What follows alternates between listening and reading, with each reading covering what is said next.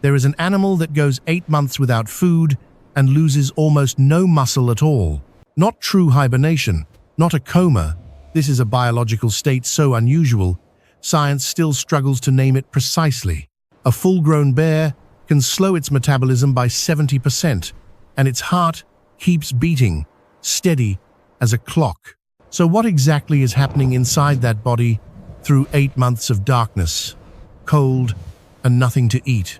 The answer lies in a special kind of fat, and the remarkable thing is, your own body carries it too. The polar bear ranges across the Arctic sea ice from the shores of Canada, across Russia, all the way to the Norwegian islands of Svalbard. It is not a land bear under United States conservation law. The polar bear is classified as a marine mammal, alongside seals and whales. One female was tracked swimming for more than 9 consecutive days, covering nearly 430 miles of open ocean without rest. Its fur is not actually white. Every single hair is hollow and transparent, scattering light to appear that way. Beneath that fur, the skin is jet black, designed to absorb every photon of heat the weak Arctic sun can offer. A layer of white fat up to 4 inches thick keeps its core temperature at 99 degrees Fahrenheit, even when the air outside plunges to -40. Its primary prey is the ringed seal, and a single seal delivers roughly 20,000 kilocalories, about 3 weeks of energy in one meal. When summer arrives and the sea ice melts, the seals slip away, and the bear must shift into a mode unlike anything else in nature. This is not ordinary starvation. Scientists call it walking hibernation, a physiological state with no true parallel in biology. In that state, its body performs something the human body cannot do, and most likely will never be able to do. It recycles the protein from its own breaking down muscle, rebuilding new muscle from the wreckage of the old, a nearly closed chemical loop. The result is that after 8 months without food, a bear retains roughly 90% of its original muscle mass. Compare that to us. After just 48 hours without food, the human body begins tearing down its own muscle for fuel. What in the polar bear's biology makes this possible, and what might we one day learn to borrow from it? Most of the answer begins with a type of fat that science almost entirely overlooked for over a century. Inside every mammal, there are 2 radically different kinds of fat: white fat, which stores energy, and brown fat, which burns it. White fat is the warehouse. It stockpiles calories and releases them slowly when the body calls for fuel. Brown fat works in reverse. It burns energy directly into heat with no muscle movement, no shivering required. This mechanism is called non-shivering thermogenesis, and for decades, scientists believed it existed only in newborns and hibernating animals. It turns out, brown fat exists in adult humans in far greater quantities than anyone imagined, and the secrets of the polar bear helped us find it. In 2009, 3 independent research teams in the United States and Europe simultaneously published in the New England Journal of Medicine, confirming that adult humans carry active brown fat. Before that, medical science had been convinced for nearly a century that brown fat simply vanished after infancy, gone, irrelevant, forgotten. That discovery overturned entire foundations of medical thinking about obesity, type 2 diabetes, and human energy metabolism. But the polar bear had been offering researchers clues about this for decades, if only anyone had been willing to follow them. In late autumn, before the sea ice thickens enough to bear weight, polar bears gather on the shores of Churchill, Manitoba, patient, waiting, burning almost nothing. Researchers working here since the 1970s wondered why male bears ate nothing for months, yet maintained a stable core temperature without shivering. That question led them to the brown fat deposits around the bear's neck, shoulders, and spine, a massive built-in furnace. The brown fat in a polar bear is extraordinarily rich in a protein called uncoupling protein, 1-thermogenin, which acts as a biological heat dissipator. Normally, when a cell burns fat, the energy is captured and stored in a molecular carrier transported to wherever the body needs it. Thermogen and short circuits that process energy escapes immediately as pure heat rather than entering the body's circulatory economy. Imagine a space heater running continuously inside the body, drawing not from a power socket, but entirely from the bear's own internal fuel reserves. What makes the polar bear's brown fat even more remarkable is that it is controlled by the sympathetic nervous system, not by will, not by simple hormones. As outside temperature drops, nerve signals automatically activate the brown fat, no decision required, no conscious trigger needed. The entire process keeps the core temperature steady while the outer skin surface can be nearly as cold as the ice beneath the bear's paws. Beyond warmth, the polar bear's brown fat also contains enzymes that process amino acids from degrading muscle, converting them into clean fuel instead of toxic waste. This is precisely the mechanism explaining why bears retain muscle, while fasting a biochemical trick the human body simply does not have in its current toolkit. When winter comes, a pregnant female crawls into her snow den and does something that took science decades to actually believe. She gives birth, while in torpor, her heart beating as slowly as 8 times per minute, her body running at minimum power. The cubs are born weighing roughly 21 ounces, about the size of a stick of butter, completely blind and nearly hairless. In a den warmed by their mother's breath and brown fat, the cubs grow from 21 ounces to more than 22 pounds in just 3 months. The first paradox of the polar bear. The largest member of the bear family begins life smaller than any other bear on Earth. The second paradox. The mother eats nothing from the moment she enters the den to the moment she leaves, a fast that can span 8 full months. And during those 8 months, she produces the richest milk of any bear species, milk containing up to 33% fat. Where does that energy come from? From white fat stockpiled before winter, and from the controlled, measured breakdown of a small portion of the mother's own muscle. This is precisely where muscle biologists began studying the polar bear as a potential medical model for human health conditions. Specifically, they wanted to understand why bears neither lost significant muscle nor suffered bone loss during prolonged inactivity and fasting, the twin plagues of bedridden human patients. In long-term hospital patients, just 2 weeks of immobility strips the human body of 10 to 20% of its muscle mass. The polar bear lies immobile for months and loses perhaps 10%, most of which is rapidly rebuilt once feeding resumes in spring. A 2012 study by biologists at the University of Alaska Fairbanks identified a unique signaling molecule in the bear's blood during fasting, a molecule that tells muscle cells to hold on.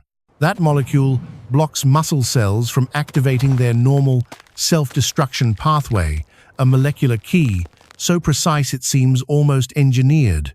If that molecule could be synthesized in a laboratory, it might open entirely new treatment paths for paralyzed patients and long-term cancer patients losing muscle from immobility. This is the moment where the story of a bear on Arctic ice begins to intersect with the story of a human being lying in a hospital bed. But the polar bear itself now faces a paradox that science has not yet found a way out of. Its entire biology is optimized for a world of thick ice, long winters, and hunting seasons long enough to build the necessary reserves. Since the 1990s, the ice season on Hudson Bay has shortened by roughly 3 weeks compared to 50 years ago. 3 fewer weeks means 3 fewer weeks of seal hunting and females coming ashore to den with less stored fat to fuel their cubs through winter.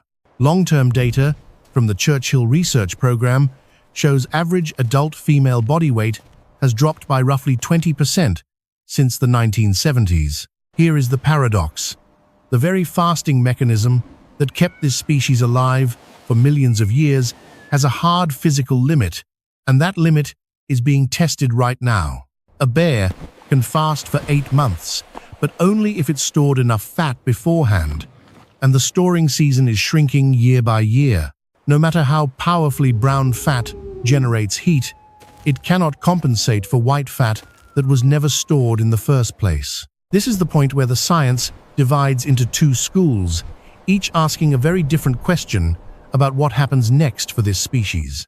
The first school, led by Dr. Stephen Amstrup, argues that if warming continues on its current path, the Hudson Bay population will collapse well before 2100. The second school, more cautiously optimistic, points out that polar bears have survived previous warming periods in Earth's history, including some warmer than today. Fossil evidence suggests modern polar bears have existed for at least 150,000 years, surviving multiple interglacial warm periods in that time. But those ancient warm periods unfolded far more slowly than today's warming, slow enough that evolution could, in theory, keep pace. The unanswered paradox: if the polar bear is so biologically adaptable, why can it not simply adapt to eat something other than seals? The answer comes down to fat. The ringed seal is up to 50% pure white fat by body weight, a caloric density that no land food source can come close to matching. A bear needs to stockpile more than 440 pounds of white fat before winter enough to sustain itself and its cubs through 8 months of nothing. There is simply no way to accumulate that quantity of fat from tundra berries or lean fish, even though bears will eat both when they have no other choice. This creates a dependency loop that cannot be broken. The bear needs ice to hunt seals, seals to build fat, and fat to survive the ice-free season. Science has no answer yet to whether polar bears can evolve fast enough to break that loop within just a few generations. Meanwhile, there is another paradox, entirely one that makes scientists stop and sit with it for a very long time. The polar bear does not develop diabetes despite storing enormous quantities of fat and experiencing extreme seasonal swings in blood glucose that would devastate a human body. In a human being, that level of fat accumulation would trigger insulin resistance, pancreatic damage, and irreversible metabolic disorders. The bear does this every year, and every spring, its body resets to normal, as though none of it ever happened. In 2015, researchers at the University of Copenhagen identified that polar bears carry a unique genetic variant regulating insulin sensitivity fundamentally different from brown bears and humans. That variant, found in a gene called APOB, allows the bear to process enormous quantities of cholesterol without developing the arterial hardening that would kill a human. In other words, the polar bear has evolved a metabolic system for fat and cholesterol processing unlike any other mammal on this planet. Here is the deepest paradox. The species facing extinction because of human-caused climate change holds the answers to some of the most devastating diseases we have created for ourselves. Obesity, type 2, diabetes, arterial disease, muscle wasting in immobile patients, metabolic fat disorders. This is the list that the polar bear's body has already solved through millions of years of evolution. And we may lose access to that biology before science has time to read everything it has left to teach us. That raises a question that goes beyond science. What exactly do we lose when we lose a species, and does it matter that we may never know? To answer that, consider the entire story again, from a completely different angle. The polar bear did not emerge from nothing. It diverged from the brown bear, their common ancestor, a mere 500,000 years ago. 500,000 years is extremely rapid by evolutionary standards, meaning the polar bear is one of the most dramatic examples of high-speed evolution in the mammal fossil record. In that time, it changed its skin color, reshaped its skull, restructured its fur, completely rewired its metabolism, and reinvented the way it fasts. From that perspective, the polar bear is not merely an Arctic animal. It is living proof that evolution can generate radical biological novelty with extraordinary speed when the pressure is sufficient. It is also proof that deep specialization, while producing extraordinary capabilities, simultaneously creates very specific and very precise points of vulnerability. Everything that makes the polar bear extraordinary, its fasting engine, its brown fat furnace, its cholesterol metabolism, its denning reproduction, is optimized for one very specific environment. And that environment is changing faster than at any point in the entire history of this species. But the story does not end with that paradox, because the polar bear is showing us something about ourselves that goes much deeper. Research on bear brown fat directly contributed to a 2016 breakthrough when scientists first successfully activated brown fat in adult humans using a targeted drug compound. If that capability is developed into clinical therapy, it could fundamentally change how obesity and type 2 diabetes are treated in human medicine. Research into the bear's muscle preservation molecule is currently being tested in stem cell models, with the goal of application for spinal cord injury patients. The bear's APOB genetic variant is being mapped in detail as a potential model for gene editing therapies targeting arterial disease in human patients. Every polar bear alive on the ice today carries within its body a biological library that medical science has not yet finished reading. This is what makes species conservation no longer just a question of ethics or emotion, but also a question of direct, practical, measurable human benefit. We do not protect the polar bear only because it is magnificent or because it has become the icon of a warming world. We protect it because its body holds answers that our own bodies have not yet found, answers written in fat, in muscle, in a single gene. And those answers, written by evolution over 500,000 years, cannot be recreated in a laboratory if the original is gone. The polar bear does not starve, it waits, and waiting itself is a form of intelligence we have not yet fully learned. Every winter it sleeps, and every spring it wakes stronger proof that life has forms of resilience we are only just beginning to understand.